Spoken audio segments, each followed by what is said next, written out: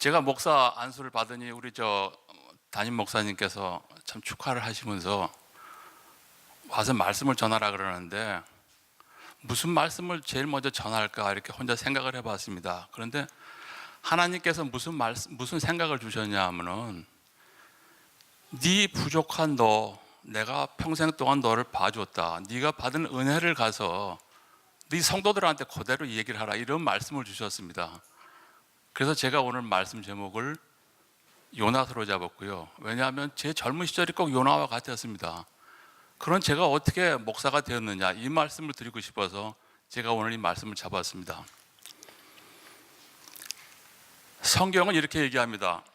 여호와의 말씀이 요나에게 임했다. 요나서 1장 2절이 이렇게 시작하죠. 너는 일어나 저 큰 성읍 니느웨로 가서 그것을 향해서 외쳐라, 이렇게 시작합니다. 하나님의 분명하신 말씀이었습니다. 그런데 요나는 어땠죠? 순종을 하지 않습니다. 요나서 1장 3절을 보면은 그러나로 시작합니다. 그러나 요나는 여호와로부터 도망쳐 나와 다시스로 향했습니다. 이렇게 말씀하십니다. 이게 역시 떨립니다. 물 좀 마시고 하겠습니다.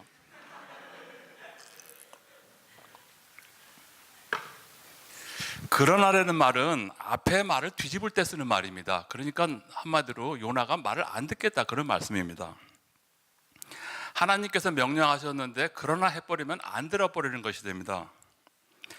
여러분, 다시스라는 데는 니느웨의 정반대 방향입니다. 그러니까 예를 들어서 LA 사는 우리에게 하나님께서 너 가서 뉴욕에 가서 복음을 전하라 그랬는데 하와이로 도망가는 그런 격이 되는 겁니다. 누가 하나님 말씀을 어겼습니까? 오늘 말씀에서 요나가 어겼는데요. 제가 이 말씀을 드리는 것은 여기 서 있는 이 히브리 사람이 아닌 이 코리안제 저도 하나님 말씀을 어겼습니다. 저는 그런 존재였습니다. 정말 하나님 말씀은 들을 생각도 안 했고 살던 존재였습니다.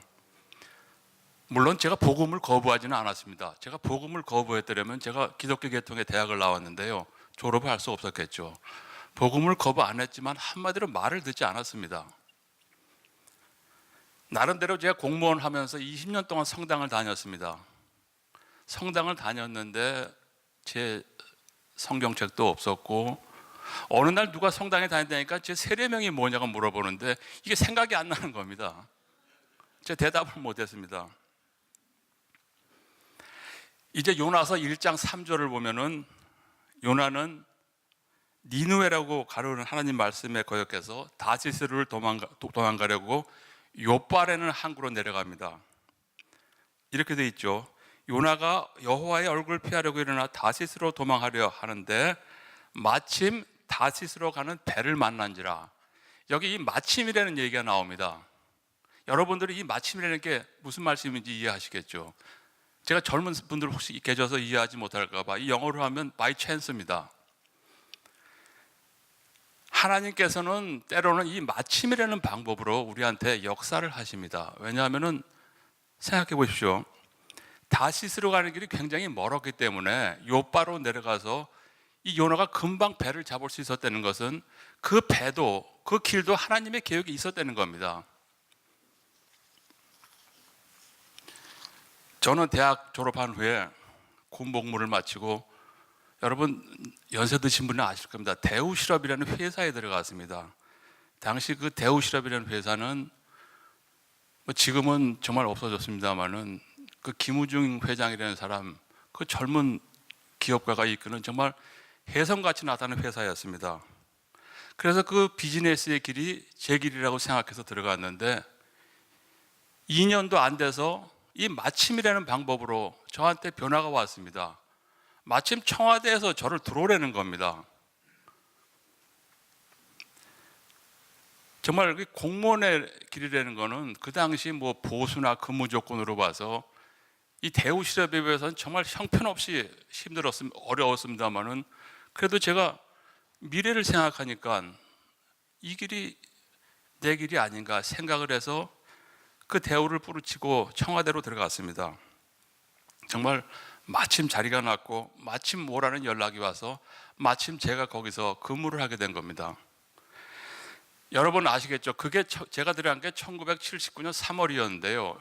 젊으신 분들은 잘 모르실 겁니다. 그해 6개월 후인 10월 달에 무슨 일이 일어났었냐 하면은 그 박정희 대통령께서 돌아가신 날이었습니다. 제가 그날 청와대 내에서 당직을 쓰고 있었습니다. 6개월밖에 안 된 그 촌뜨기 상사맨이 청와대에 들어가서 당직을 쓰는 것도 굉장히 긴장을 되는 일이었는데 그날 완전히 세상이 뒤집히는 사건이 발생한 겁니다. 18년 동안 장기 독재하시던 박정희 대통령이 돌아가신 날이었습니다. 이게 보면은 그 사건을 저지른 사람들의 입장에서 보면은 진짜 요새 제 손자들 우리 딸이 가르치는 거 보니까 그랬대. 이게 on purpose냐 by accident냐 이렇게 물어보더라고요. 이 사건을 저지른 사람들의 입장에서 보면 on purpose인데 저희 입장에서 볼 때는 by accident였습니다. 정말 너무 놀래가지고 그날 상황이 너무 길어서 여기서 일일이 말씀드릴 수 없습니다만은 지금 그날 너무도 제가 솔직히 무서워서 생각하고 싶지도 않습니다. 밤새도록 이 공포가 오는데 그 사건이 일어난 현장은 물론 청와대 단밖에 있었는데 제가 안에서 근무하던 당직실하고는 불과 반마일도 안 되는 그런 거리에 제가 있었습니다. 그러니까 무섭다는 표현밖에 못하는 거예요. 정말 새벽이 되니까 막 이 친구들이 들어와서 저까지 쏘는 거 아닌가 뭐 이런 생각이 나기도 하기 말이죠. 어쨌든 그래서 그날을 넘겼습니다. 정말 솔직히 저는 거기 간 지 6개월밖에 안 돼서 나오려고 했습니다. 다시 미련 없다. 나는 다시 비즈니스맨이 되면 된다. 이래서 대우로 가려고 하는데 새로 곧바로 들어온 그 과도 정권이라는 분들이 그냥 있으려는 겁니다. 그것도 생각해보니까 고맙더라고요. 그래 그냥 있었습니다. 그런데 그 과도 정권도 한 1년도 안 돼서 무너졌습니다. 여기 연세 드신 분들은 기억하실 겁니다. 그래서 소위 요즘도 그 심판을 받고 있는 그 신군부 전실에는 세력들이 들어왔습니다. 이분들이 들어와서 세력을 잡았죠. 저는 그때는 정말 이 사람들이 저를 내쫓을 줄 알았습니다. 그런데 또 있으려는 겁니다.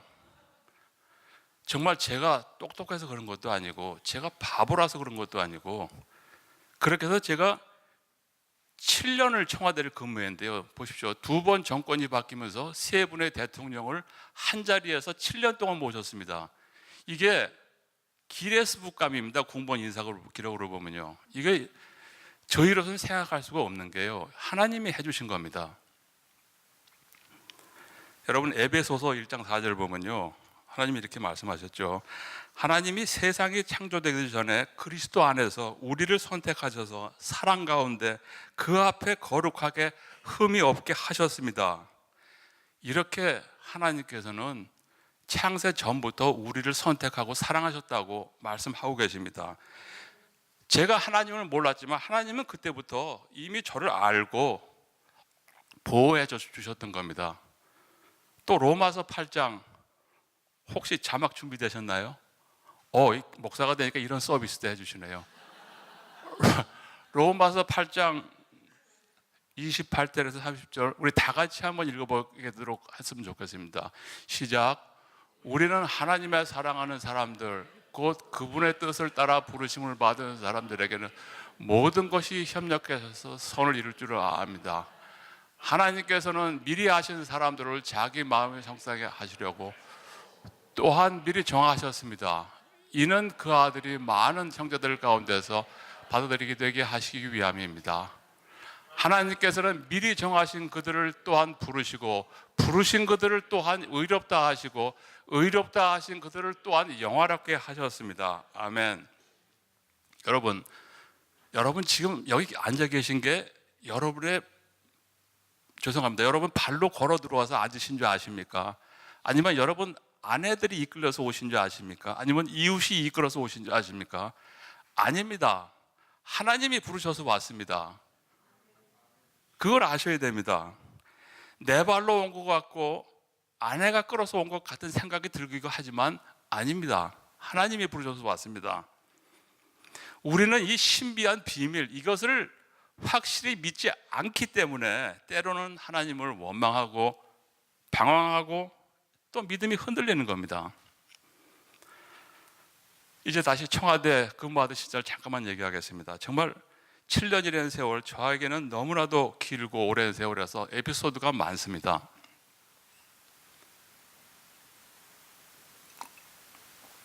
제가 가장 힘들게 했던 거 한 가지만 말씀을 드리겠습니다. 제 방에 그 대통령만 울리는 전용 인터폰이 있었습니다. 요즘은 핸드폰이 있어서 이제 그런 인터폰이 있을 리가 없는데요. 물론 그 인터폰은 제가 담당이 아니고 제 슈퍼바이저가 받는 인터폰이었습니다. 근데 이게 슈퍼바이저 자주 안 계시기 때문에 부르면 제가 가서 받아야 됐습니다. 이거를 그 당시 그 마인드로는 못 받는다는 거는 상상을 할 수가 없고 또 잘못 받는 것도 있을 수가 없는 일이었습니다.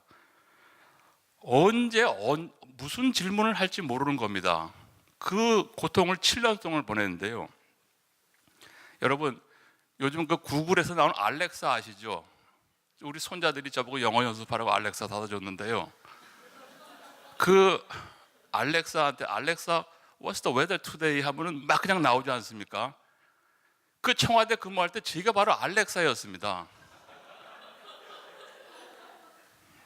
예를 들어서 여름에 장마가 듭니다. 그러면 한강에 물이 어느 정도 불어나는지 제가 알고 있어야 됐습니다.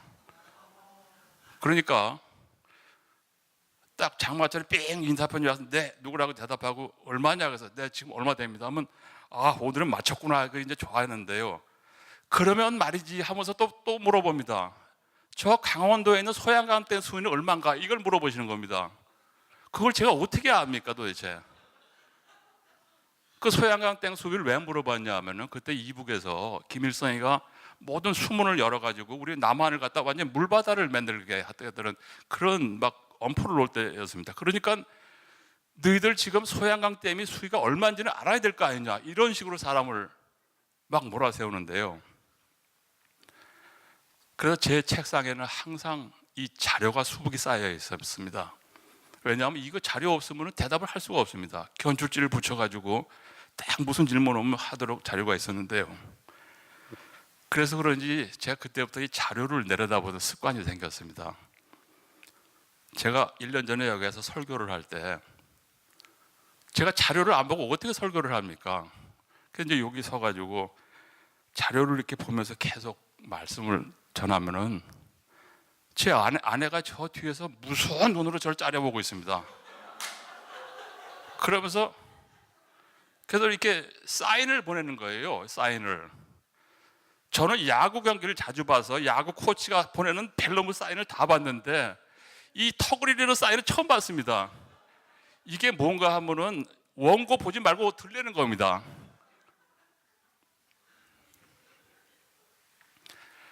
정말 7년 동안 제 청와대 스트레스는 끝이 없었습니다. 근심한다고 답이 나오는 것도 아니고 정말 세상 근심이었습니다. 성경에 이런 말씀이 있습니다. 고린도후서 7장을 보면요. 하나님의 뜻대로 하는 근심은 후회할 것이 없는 구원에 이르게 하는 회개를 이루는 것이요. 세상 근심은 사망을 이루는 것이라 이렇게 되어 있습니다. 이 근심에 대해서 우리 담임 목사님도 언제 한번 설교하셨던 기억이 나는데요. 정말 이 근심은 우리 인간들이 만들어내는 하나의 허상입니다. 이 근심이 실질적인 상황으로 연결되는 확률은 거의 없습니다. 이게 그러니까 과대망상, 피해망상 이런 얘기까지 하는 거죠. 이렇게 7년 동안 고생을 한 저를 보시고 하나님께서 이제 됐다, 너는 거기서 그만하라 해가지고 저를 재무부로 보내셨습니다. 근데 이 재무부에 와보니까 또 이게 새로운 도전이 생기는 겁니다. 저는 솔직히 재무부라는 데가 여기 연세부지들 아시겠지만 굉장히 엘리트 그 공무원들이 모이는 집단입니다.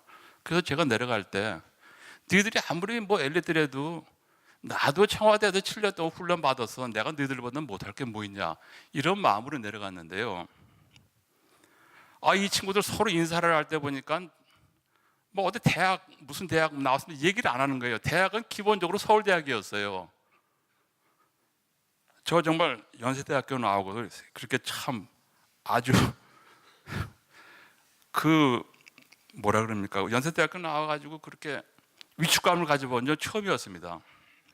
그런데 더 놀란 거는 이 사람들 이력을 보니까요, 전부 다 끝에 미국에 있는 대학 그 마스터 정도는 다 가지고 있는 겁니다. 그러니까 국비로 유학을 와서 2년 동안 마스터 공부를 다 한 거죠. 그래서 제가 안 되겠다. 적어도 이 친구들한테 내 균형을 맞추려면 나도 미국 유학을 가야겠다 해서 미국에 어플리케이션을 냈습니다. 두 군데를 냈었는데요. 하나는 워싱턴 DC에 있는 대학이고 하나는 그냥 인슈런스용으로 안 되면 어떨까 해가지고 테네시에 있는 밴더빌트 대학에 어플라이를 했습니다. 제가 워싱턴 대학에 가고 싶었던 이유는 그 DC에 근무하고 있는 학교가 있었고 그 옆에 뭐 세계은행, IMF 그 건물들이 다 옆에 있습니다. 그래서 거기 학교를 졸업을 하면은 쉽게 세계은행 같은 데로 시프트 할 수가 있거든요. 그래서 이게 뭐 거기 가면 이제 되겠구나 했는데 아무리 기다려도 워싱턴에 있는 대학에서 어드미션이 안 오는 겁니다. 아마 제가 대학교 다닐 때 그 GPA가 워낙 나빠가지고 그래서 못 받았던 것 같아요. 그런데 웬일인지 테네시에 있는 밴더빌트 대학, 그거 정말 좋은 데거든요. 어렵습니다. 거기서 어드미션이 왔습니다. 이게 하나님의 계획이라는 걸 나중에 제가 졸업할 때 알았습니다. 왜냐하면 제가 밴더빌트에서 졸업할 때 그 논문을 써냈는데 그 논문이 세계은행에서 어떻게 흘러가서 거기서 좋은 평을 받아서 그 세계은행에서 저를 오라고 그러는 겁니다. 그러니까 워싱턴 DC에 갔더라면 못 갈 뻔한 그 세계은행을 시골에 가서 있는 대학 가니까 하나님이 그쪽으로 가게 해주신 거예요. 정말 저희로서는 생각도 할 수 없는 일이었습니다. 잠언에 보면 또 이런 말씀이 있습니다. 사람이 마음으로 자기 길을 계획할지라도 그의 걸음을 인도하시는 분은 하나님이시다.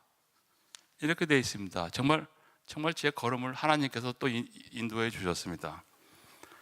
그래서 2년 동안 시골에서 공부를 하고 막바로 세계은행에 가서 5년을 보냈습니다. 그러니까 7년을 보내는 거죠.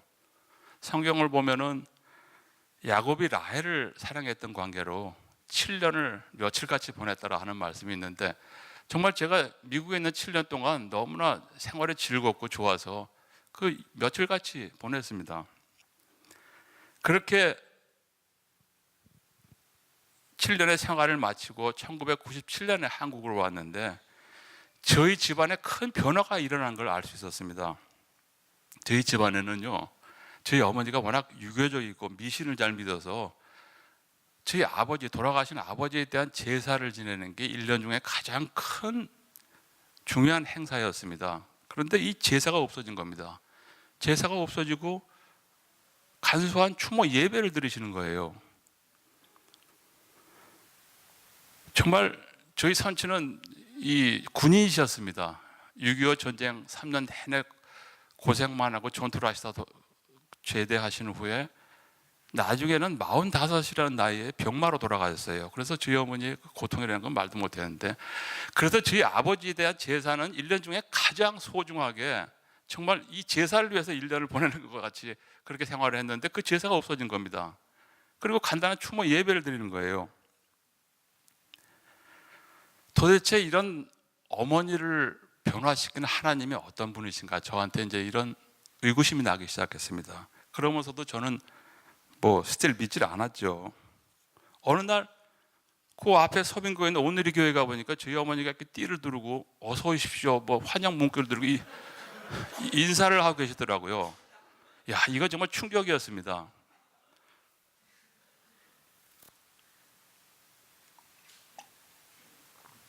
그래서 그때부터 제가 정말 어머니가 믿는 하나님은 어떤 분이신가 이런 생각을 하게 됐고요. 또 결정적으로 저한테 쓰나미 같은 파도가 밀려온 게 저희 아내가 어머니를 따라서 오늘의 교회 서빙고에 새벽교대 예배를 나가기 시작했습니다. 그리고 어쨌거나 저는 1997년에 20년 동안 공직 생활을 마치고 이제 명퇴를 했습니다. 그런데 마침 또 길이 열렸습니다. 무슨 길인가 하면은 금융결제원이라는 금융 공기업에서 저를 오라는 겁니다. 임원으로 오라는 겁니다. 신났죠. 뭐 나이 47살인가 그랬는데요. 상무로 오라니까 얼마나 신납니까? 갔습니다. 그 금융결제원이 무언가 하면은 왜 그 페이먼트 시스템이 있죠. 이걸 다루는 데인데요. 요새 뭐 여기 마트에 가면은 그 핸드폰만 대면은 막 결제되고 그러죠. 우리나라도 그런 똑같은 시스템이 있습니다. 그런데 그런 걸 만들고 관리하는 데입니다. 그러니까 제가 볼 때는 별로 일이 이렇게 어려운 데는 아니었어요. 그저 인맥 관리 잘하고 소위 말하는 그 신이 내린 직장이라는 그런 소문이 난 그런 직장이었습니다. 그래서 여기서 한 2년을 근무하니까 뭐 일도 안 어렵고 그래가지고 한 2년 만에 전무를 시켜주더라고요. 그러니까 50도 안 된 놈이 전무가 되다 보니까 밑에 막 상무라는 분이 나이 10년 된 대학 선배들이 있고 막 그랬습니다. 얼마나 제가 기고만장했겠습니까? 제 실력으로 된 줄 알았어요. 오로지 내 실력과 내 그걸로 올라갔구나, 이제 됐다 해가지고 남은 거는 이제 원장이라는 그 목표 하나밖에 안 남았습니다. 당연히 원장에 응모를 했죠. 당연히 될 줄 알았습니다. 그런데 보기 좋게 탈락을 했습니다. 그때까지 정말 저는 실패를 몰랐습니다. 이번에도 당연히 될 줄 알았죠. 그 사건이야말로 정말 그 기고만장하던 저를 완전히 꺾어버린 사건이었습니다. 한 달 동안 집에서 괴로워서 뒹굴고 아무하기도 얘기가 두문불출하고 있었습니다. 그런데 이 아내가 이제 저를 보다 못해서 새벽 기도를 나가다가 그 박종길 목사님이라는 분을 만났대요. 그날 저하고 일면식도 없습니다. 그분이 작년 말에 여기 오셔서 부흥 기도를 해주신 분이 바로 그분이십니다. 그분 보고 우리 지금 남편이 죽을 지경에 대해서 좀 와주십시오 이렇게 부탁을 했대요. 그런데 사실 그 당시에 그 정도 위치에 있는 목사님 같으면 일면식도 없는 사람이 가서 와주십시오 하면 안 오시거든요. 저도 기대도 안 했습니다. 근데 오셨어요. 정말 지금 생각해 보면 박 목사님하고 저의 만남은 그 성경에 나오는 시몬 베드로와 이방인 고넬료의 만남이었습니다. 저의 사정을 어느 정도 아시는 목사님께서 저한테 기도를 해주면서 빌립보서 말씀을 주셨습니다. 빌립보서 말씀 가지고 계신가요? 땡큐. 빌립보서 6절 7절 다 같이 한번 읽어보겠습니다. 시작. 아무것도 염려하지 말고 오직 모든 일에 기도와 간구로 여러분이 구할 것을 하나님께 감사하러 아뢰십시오. 그러면 모든 생각을 뛰어넘는 하나님의 평강이 그리스도 예수 안에서 여러분의 마음과 생각을 지켜주실 겁니다. 이 박 목사님이 저한테 이 말씀을 주시면서 간단한 설교를 하시면서 기도를 하시는데요. 이게 이때부터 마음이 움직이는 겁니다.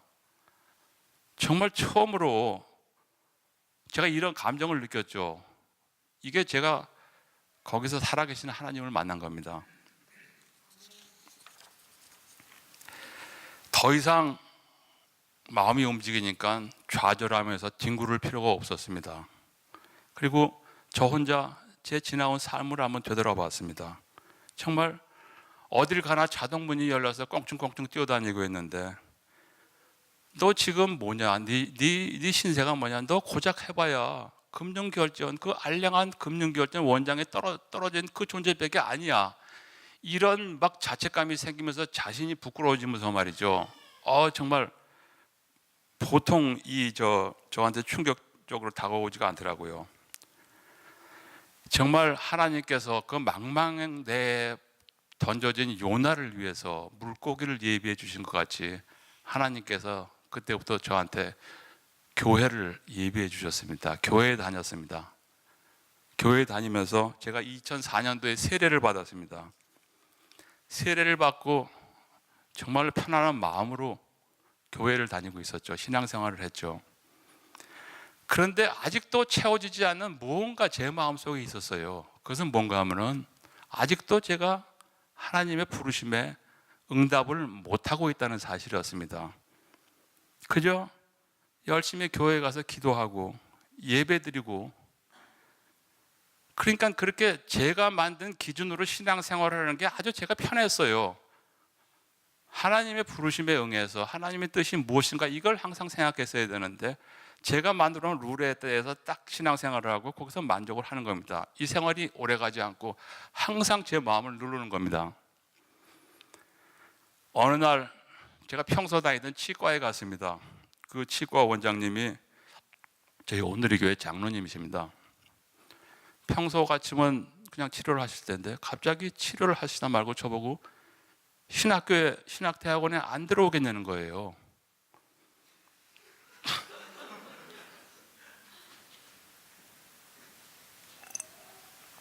여러분 요즘 남녀들 이렇게 데이트하면서 멋진 프로포즈 할 때 보면 아주 세상에 멋진 장면으로 멋진 그 모습으로 프로포즈를 하는데 뭐 저희들이 이렇게 무슨 남녀 관계는 아니고 중요한 관계는 아니지만 저한테 그런 중요한 프로포즈를 하면서 자기 치과 의사에 눕혀놓고 말이지 너 할래 안 할래 뭐 이런 식으로 저한테 신학대학교에 들어오라는 겁니다. 정말 생각지도 안 했는데요. 뭐 알겠습니다. 대꾸를 할 처지도 못해서 그냥 왔습니다. 그런데요, 그 제안을 받은 지 정확히 사흘 후에 어느 집 앞에 음식점에 갔다가 오늘의 교회 하영조 목사님을 만났습니다. 평소에 뭐 안면은 좀 있었습니다. 그래서 목사님 안녕하세요 하면서 이 말을 꺼낼까 말까 제가 하다가 사실 목사님 저 며칠 전에 제가 어느 장로님을 만났는데요 했더니 하 목사님 말씀이 벌써 들었어요 하시는 겁니다. 이게 그 하 목사님이 제가 그 신학대학원의 총장님이셨습니다. 그 트리니티 신학대학원인데요. 그러면서 그 자리에서 제가 비공식적으로 면접 시험을 본 겁니다. 뭐 졸업하면 뭐 선교를 할래, 목회를 할래. 근데 저는 솔직히 그때 보니까 대답은 해야겠는데 개념을 잘 몰라가지고 선교라는 말이 참 멋있게 들리더라고요. 그래서 선교를 하겠습니다. 그리고 대답을 하고 집에 왔으니까 내가 이 질문을 제대로 한 건지 안 한 건지 걱정이 돼가지고 그 박종길 목사님한테 전화를 했습니다. 여차에서 제가 하 목사님한테 선교를 한다 그랬는데 이거 제가 잘한 겁니까 했더니 잘했다는 거예요. 이 전문의 같은 분은 목회 못하니까 그냥 선교 나가시고 목회는 우리 같은 사람이 하는 겁니다. 그러면 잘했다는 거예요. 어쨌든 그래서 제가 트리니티 신학대학원에 입학을 했습니다. 또 저같이 그 신학 지식이 없는 사람이 어떻게 입학을 했냐 하면은 공무원 국장급 이상은 필기시험을 면제를 해줬어요. 그래서 필기시험 면제됐죠. 또 하 목사님이 이렇게 비공식으로 인터뷰도 해주셨죠. 그래서 뭐 공식적인 인터뷰는 했습니다만은 어떻게 보면 좀 형식적이었습니다. 그렇게 해서 제가 학교를 들어갔습니다. 3년 동안 공부를 마쳤는데요. 정말 이 공부가 힘들긴 힘들더라고요. 근데 정말 어떻게 보면 하나님이 어떤 분이신가 제가 평소에 관심이 있었기 때문에 참 그걸 배우는 게 너무나 재미났습니다. 이러다 보니까 3년이 훌락 지나가는 거예요. 그래서 졸업한 뒤에 뭐 제 동기생들은 목사가 된다, 선교를 한다 뭐 떠났는데 저는 그냥 뚜렷이 오래는 데도 없고 뭐 뚜렷한 제 비전도 없고 그래서 그냥 공동체 순장하면서 웃지 마십시오. 순장이니까 목사 같은 직업입니다. 잘했습니다. 아주 성경 공부도 가르치고 참 뭐 인형 찬양 인도도 하고 이게 꼭 개척교회 하는 기분이더라고요. 순장 여러분들 그것 잘 아십시오. 지금 순장 여러분들이 하시는 일이요 개척교회 목사님이 하시는 일입니다. 근데 그러던 어느 날이었습니다. 이제부터는 하나님께서 순종하는 자에게 어떤 복을 주시는가에 대해서 말씀을 드리겠습니다. 그 장로님이 어느 날 저를 또 보자는 거예요. 그래서 이거는 또 왜 날 보나 했더니 이번에는 자기가 지금 신학교 총 동문회장을 맡고 있는데 저를 보고 동문회장을 하라는 거예요. 정말 싫다 그랬습니다. 왜냐하면 제 자존심에 허락을 안 했습니다. 동문회장 같으면은 무슨 사회적인 타이틀도 있어야 되고 아니면 돈이라도 있어야 되는데 전 둘 다 없지 않습니까? 안 한다 그랬습니다. 그런데도 하라는 거예요. 2번, 3번 거절하다 보니까 이게 불순종이구나 해서 제가 하겠다고 그랬습니다. 그래가지고 제가 어느 해 11월 달부터 동문회장을 했는데요. 그 2달 전에 9월 달에 무슨 일이 일어났는지 아십니까? 하나님께서 저를 취직을 시켜주셨어요. 서울에 왜 현대백화점 있죠? 현대백화점이면 뭐 롯데백화점과 뭐 쌍벽을 이루면 제일 큰 백화점 아닙니까? 거기 상인 고문으로 하나님이 취직을 시켜주신 거예요. 그러니까 이게 이렇게 된 겁니다. 하나님이 취직을 안 시켜주셨더라면은 신학교 대학원 총동문회장 백수 김창식 전도사가 될 뻔했는데 현대백화점 상인 고문 김창식 이런 타이틀이 생긴 겁니다. 정말 성경은 우리한테 일관되게 가르치는 원리가 하나 있습니다. 무엇이죠? 하나님의 일을 맡기시면 그대로 맡기시지 않으세요. 모든 것을 그 일에 필요한 것을 아낌없이 공급해 주신다는 그겁니다. 그 믿음이 약하기 때문에 우리는 또 염려하고 좌절하고 그 하나님의 일을 감당 못하는 겁니다. 제가 총동문회장 임기는 2년이었는데 3년 상임 고문을 해가지고 정말 은혜롭게 보냈습니다. 정말 거기서 감히 제가 예수님 흉내도 낼 수 있었습니다. 저희 동기생들 맨날 배고프다고 형 나 좀 갈게 하면 와 오라 그래가지고 그 매장에 가서 참 맛있는 것도 사주고 돈도 좀 주고, 왜냐하면 제가 봉급을 받았거든요. 이 동문회장, 이 상임 고문같이 동문회장 하기 좋은 자리가 없습니다. 왜냐하면 봉급 주죠, 사무실 주죠, 차까지 줍니다.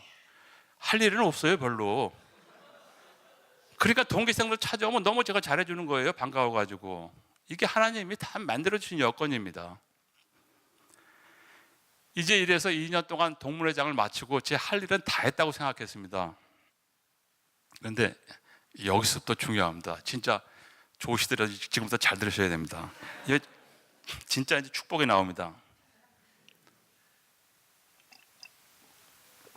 제가 평소에 서울에서 제일 가고 싶었던 데가 이곳 LA였습니다. 왜냐하면 뭐 어디 유명한 관광지 가고 싶은 데도 없습니다. 이 LA에 제 딸이 살고 또 손주들 그러니까 너무 이뻐가지고 항상 LA에 제일 오고 싶었습니다. 근데 LA에 오면 제가 여기 그 공항 근처에 있는 LA 감리교회 딸이 거기서 출석을 해서 거기 동시 통역을 합니다. 그래서 제가 그 교회를 나가는데요. 거기 담임 목사님이 저를 보시더니 어떻게 제가 신학교를 나온지 알았는지 전도사님 하면서 자기 교회에 나와서 청년들에게 말씀을 좀 전해주시면 참 좋겠습니다 되는 겁니다. 처음에는 대수롭지 않게 생각했죠. 근데 이 시간이 갈수록 이게 부담이 되는 겁니다. 만일에 지금 이 말을 안 들으면 다음에 딸 집에 못 올 것 같더라고요. 또 그 교회를 나가야 되는데 그 목사님 얼굴 제가 어떻게 보겠습니까? 이게 날이 갈수록 이제 괴롭더라고요. 밤에 잠이 안 오고 이 부탁을 어떻게 해야 되느냐 하는데 정말 머릿속에 휙 지나가는 생각이 있었습니다. 이게 바로 하나님의 소명이다. 여러분 머릿속에 생각이 휙 지나갈 때 이거 잘 캐치하셔야 됩니다. 정말 하나님의 소명이 있을 때가 있습니다. 그래서 제가 자다 말고 일어나가지고 이 오늘의 교회 홈페이지를 봤습니다. 봤더니 산타모니카에 오늘의 교회가 있더라고요. 이곳이다 이런 생각이 나는 겁니다. 그래서 서울에 오자마자 제가 박종길 목사님을 찾았습니다. 왜냐하면 이분은 저만 보면은 왜 일을 안 하냐고 하시는 분이기 때문에 이번엔 자신 있게 가서 일을 하겠습니다 했더니 너무 좋아하시는 거예요. 거기다가 제가 봉급을 안 받겠다니까 더 좋아하는 거예요. 그런데 이 봉급을 안 받는 게 문제가 됐습니다. 왜냐하면 제가 비자가 없기 때문에 오늘의 교회에서 종교 비자를 주겠다고 R 비자라고 하더군요. 그걸 주겠다고 하는데 봉급을 안 내면은 제가 목회자로 여기서 근무한 데는 그게 근거가 없기 때문에 R 비자를 못 준다는 겁니다. 그러니까 하루아침에 다 이게 숲으로 돌아간 거예요. 그런데도 박 목사님은 그래도 우리 실망하지 말고 믿고 한번 기도해 봅시다 하는데 정말 그때는 믿고 뭐고 다 끝났는데 무슨 믿고입니까? 제가 이렇게 생각을 했습니다. 그런데 진짜 이틀 후에 제 아내가 새벽 기도에 갔다 오더니 같이 막 정신 나간 사람들은 장롱을 뒤지는 거예요. 장롱 속에서 편지 한 통이 나옵니다. 그 편지가 미국 이민국에서 온 편지였어요.